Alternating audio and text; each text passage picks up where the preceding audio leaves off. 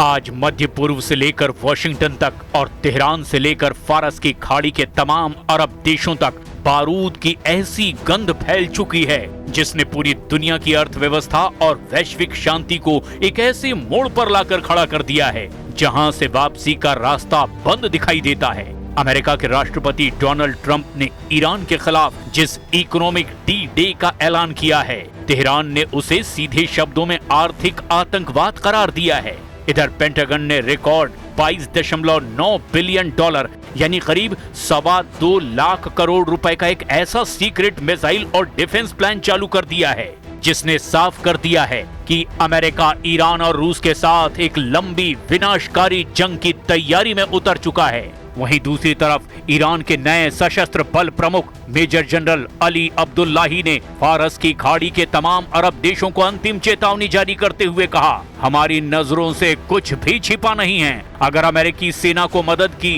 तो अंजाम सीधा युद्ध होगा।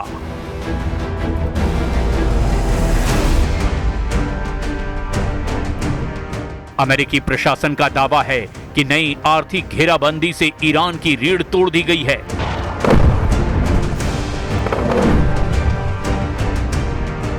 और उसकी अर्थव्यवस्था कुछ ही हफ्तों में घुटनों पर आ जाएगी। लेकिन क्या तेहरान इससे डर गया है? जवाब है बिल्कुल नहीं। ईरान के विदेश मंत्री सैयद अब्बास अरागची ने इसका करारा जवाब दिया है। अरागची ने न्यूयॉर्क टाइम्स और रॉयटर्स के अंतर्राष्ट्रीय रिपोर्ट्स का हवाला देते हुए ट्रंप प्रशासन को आईना दिखाया है।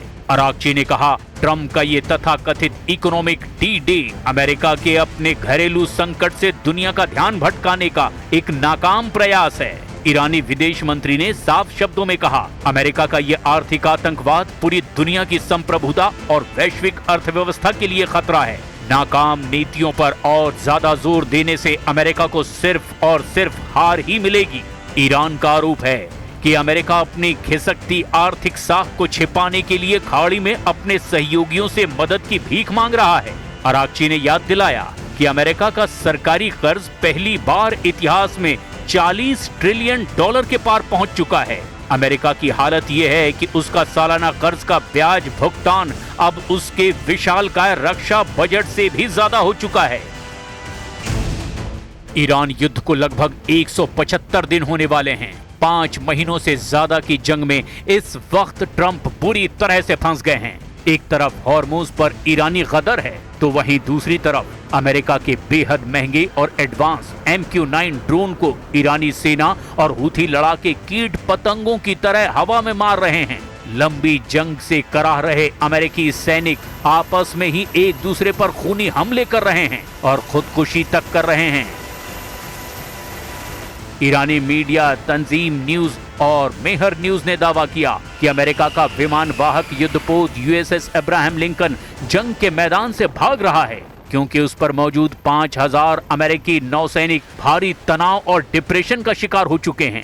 फारस की खाड़ी और हॉर्मुज में इस वक्त 21वीं सदी का सबसे भीषण सैन्य दलदल बन चुका है। कूटनीतिक गलियारों में एक ही चर्चा है, हॉर्मुज के ट्रैप में डोनाल्ड ट्रंप का प्रशासन पूरी तरह से उलझ गया है। ईरान के रणनीतिकारों ने साफ कर दिया है कि ये कोई 2-4 दिन की झड़प नहीं बल्कि एक लंबी थका देने वाली जंग है। खुफिया रिपोर्ट्स और ईरानी सैन्य कमान के बयानों का दावा है कि तेहरान ने 2029 तक युद्ध जारी रखने की तैयारी कर रखी है। ईरान का मानना है कि हॉर्मुज से दुनिया के 20% कच्चे तेल का रास्ता रोककर वो अमेरिकी अर्थव्यवस्था और वॉशिंगटन के सैन्य दबदबे को धीरे धीरे घुटने पर ले आएगा।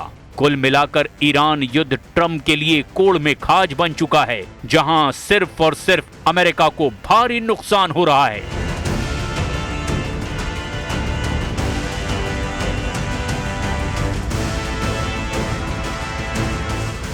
ईरान युद्ध अब हॉर्मुज की सरहदों तक सीमित नहीं रहा है, बल्कि हॉर्मुज अब ईरान युद्ध में हार जीत का हॉट पॉइंट बन चुका है।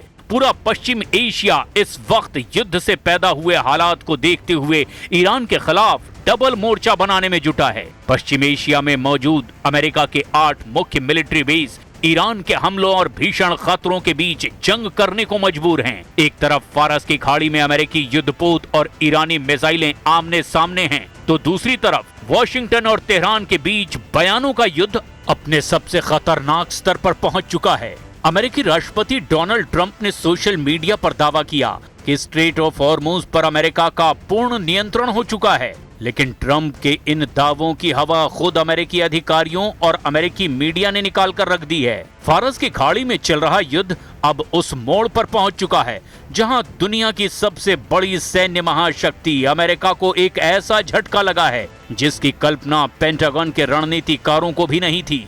अमेरिकी वायुसेना का सबसे भरोसेमंद, सबसे अत्याधुनिक और घातक हथियार MQ-9 रिपर ड्रोन ईरान के आसमान और होर्मुज की हवाओं में तबाही का शिकार हो रहा है।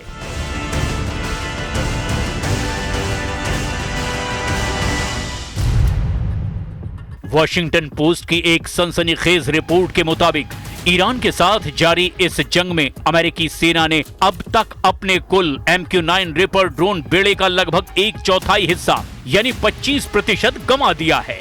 आंकड़ों की भाषा में समझें तो कम से कम 45 महंगे रिपर ड्रोन या तो मार गिराए गए या फिर तकनीकी खामियों की वजह से क्रैश हो चुके हैं। ये नुकसान केवल एक ड्रोन का गिरना नहीं बल्कि अमेरिका के 1.3 अरब डॉलर यानी लगभग 11,000 करोड़ रुपए से ज्यादा के सैन्य साजो सामान का धू कर जल जाना है। युद्ध शुरू होने से पहले अमेरिकी वायुसेना के पास करीब 165 और अमेरिकी मरीन कॉर्प्स के पास 20 रिपर ड्रोन सक्रिय सेवा में थे, लेकिन इस जंग की आग इतनी भीषण रही कि महज कुछ महीनों के भीतर ही अमेरिकी एयरफोर्स की फ्लीट घटकर मात्र 135 के आसपास रह गई। पेंटागन के लेफ्टिनेंट जनरल डेविड टैबर ने अमेरिकी सीनेट में अपनी गवाही के दौरान इस भारी नुकसान पर गहरी चिंता जाहिर की, लेकिन सवाल ये उठता है कि दुनिया का सबसे हाईटेक माना जाने वाला ये हंटर किलर ड्रोन इतना आसानी से निशाना कैसे बन गया। पहली वजह है उड़ान की गति और ऊंचाई। MQ-9 रिपर एक प्रोपेलर चालित ड्रोन है। ये बहुत तेज गति से नहीं उड़ता और जासूसी के लिए इसे अक्सर कम ऊंचाई पर मंडराना पड़ता है। ईरान के पास मौजूद अत्याधुनिक सरफेस टू एयर मिसाइल यानी SAM डिफेंस सिस्टम और इलेक्ट्रॉनिक वॉरफेयर यूनिट्स के सामने ये धीमी गति का ड्रोन एक सॉफ्ट टारगेट यानी आसान शिकार साबित हुआ। दूसरी वजह है संचार का टूटना। अधिकारियों के मुताबिक सभी 45 ड्रोन मिसाइलों से नहीं गिराए गए। ईरानी सेना के उन्नत इलेक्ट्रॉनिक जैमर्स ने अमेरिकी ऑपरेटर्स और ड्रोनों के बीच सैटेलाइट लिंक को काट दिया, जिससे कई ड्रोन बेकाबू होकर समंदर और रेगिस्तान में क्रैश हो गए। एक तरफ ट्रंप अपने मतदाताओं से विदेश में अंतहीन युद्धों को समाप्त करने का वायदा कर रहे हैं, तो दूसरी तरफ ईरान के साथ ये जंग अब बीतते दिन के साथ साथ ज्यादा खर्चीली होती जा रही है। पेंटागन और ट्रंप प्रशासन ने अमेरिकी कांग्रेस से युद्ध के खर्चों और खाली होते रक्षा भंडारों को फिर से भरने के लिए 67 अरब डॉलर यानी लगभग 5.6 लाख करोड़ रुपए के आपातकालीन सप्लीमेंट्री पैकेज की मांग की है। अमेरिकी रक्षा मंत्री पीट हेग्सेथ के मुताबिक केवल सितंबर के अंत तक ही इस युद्ध की लागत 37.5 अरब डॉलर तक पहुंच जाएगी और इसमें ईरानी हमलों में क्षतिग्रस्त हुए अमेरिकी सैन्य ठिकानों की मरम्मत का खर्च शामिल नहीं है।